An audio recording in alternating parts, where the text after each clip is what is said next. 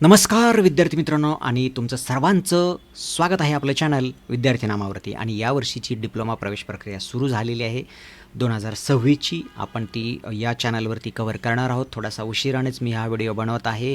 Activity schedule आपला already आलेला आहे. आजपासून फॉर्म सुरू झालेले आहेत भरणं. तर चला या व्हिडिओमध्ये आपण बघूया, ज्या विद्यार्थ्यांना माहिती नाही की प्रवेशाचं पूर्ण वेळापत्रक काय आहे. जनरली पूर्ण वेळापत्रक सुरुवातीला ते कधीच देत नाहीत. गेल्या 2-3 वर्षाची कथा आहे की आपल्याला फक्त फायनल मेरिट लिस्टपर्यंतच आपल्याला हे शेड्यूल मिळत असतं. त्याच्यानंतर 1-2 एक्सटेन्शन तुम्हाला मिळतील आणि मग कधीतरी ते फायनल होईल, कारण बॅकएंडला बऱ्याचशा प्रोसेस चालू असतात. जशी ॲडमिशन प्रोसेस पुढे जाईल त्याबाबत आपण डिटेल चर्चा त्याच्यावर करणारच आहोत. आत्ता आपण बघूया आपलं वेळापत्रक काय आहे. तर विद्यार्थी मित्रांनो, हे तुमचं पोर्टल आहे, ही वेबसाईट आहे या वर्षीची आणि इथं आपल्याला संपूर्ण प्रक्रिया पार पाडायची आहे. ॲप्लिकेशन फॉर्म भरण्यापासनं तर थेट चौथा राऊंड, तिसरा राऊंड जो पूर्ण कंडक्ट होणार आहेत, ती पूर्ण आपल्याला प्रोसेस इथे पार पाडायची आहे. तर सुरुवातीला जेव्हा आपण म्हटलं की त्यांनी आपल्यासाठी टाईम टेबल दिलेले, त्याच्यावर आपण चर्चा करूया. बाकीचे नोटिफिकेशनसाठी तुम्हाला इथे मेनू आहे, तिथे तुम्हाला येणाऱ्या वेगवेगळ्या नोटिफिकेशन दिसत राहतील. इथं न्यूज डाउनलोडसाठी तुम्हाला देतील. त्याच्यानंतर टाईम टेबल तुम्ही इथूनही बघू शकाल. मेरिट लिस्ट, बाकीच्या ज्या गोष्टी होतील त्या इथं अपलोड होतील. मागचे तुम्हाला जर कट ऑफ बघायचे असतील तर तुम्ही इथून ते बघू शकता, रेफर करू शकता.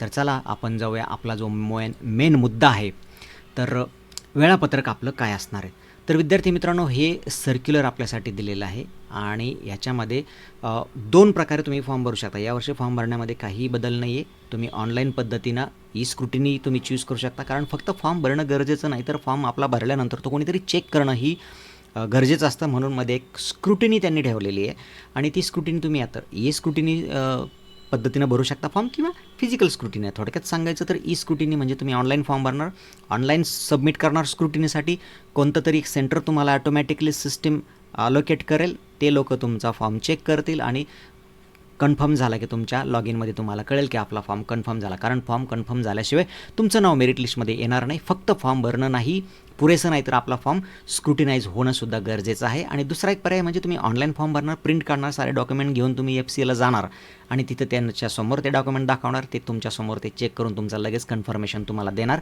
ह्या दोन्हीपैकी कोणत्याही पद्धतीने तुम्ही फॉर्म भरू शकता, काही प्रॉब्लेम नाही. जे काही शुल्क आहे ह्या फॉर्म भरण्यासाठी ते तुम्ही इथं रेफर करू शकता. 400 आणि 300 आपला मेन फोकस आपण चर्चा करणार आहोत या बाबतीत. तर विद्यार्थी मित्रांनो, ही आहे पहिलीच नोटीस. जनरली 2-3 वर्षाचा ट्रेंड मागचा जर बघितला तर तुम्हाला 1-2 एक्सटेन्शन अजून फॉर्म भरायला मिळतील. म्हणून याचा अर्थ फॉर्म भरायला गाळपणा करायचा नाही.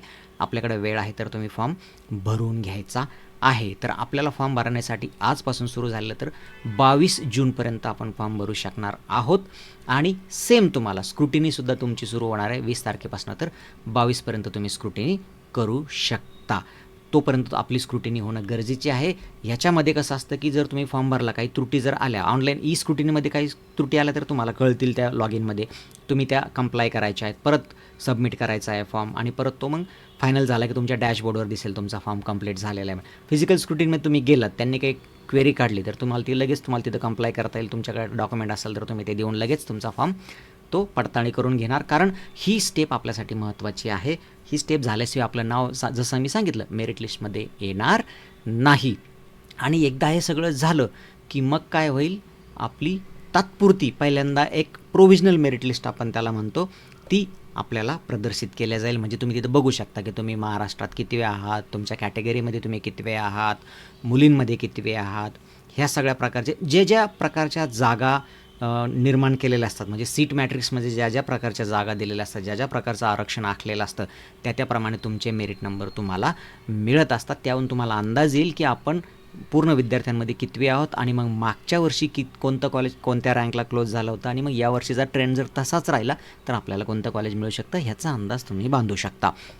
त्याच्यानंतर 25 तारखेला काय होईल की आपल्याला 24 तारखेला या शेड्यूलप्रमाणे 24 जूनला आपली एक तात्पुरती म्हणजे प्रोव्हिजनल मेरिट लिस्ट येईल. 25पासून 30 तारखेपर्यंत समजा त्या मेरिट लिस्टमध्ये काही घोळ आहे, काही चुका झाल्या होत्या, तुमचे काही आक्षेप आहेत त्याच्यावरती, तर ते सगळे तुम्ही नोंदवू शकता.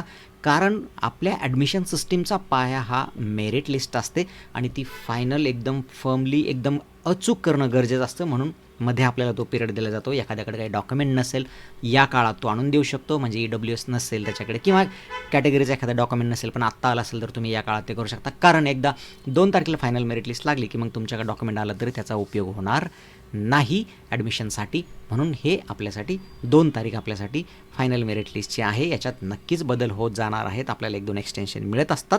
पण तरी जसं मी सांगितलं की आपल्याला फॉर्म भरण्यासाठी सध्या तरी हेच इन्स्ट्रक्शन्स पाळायचे आहेत.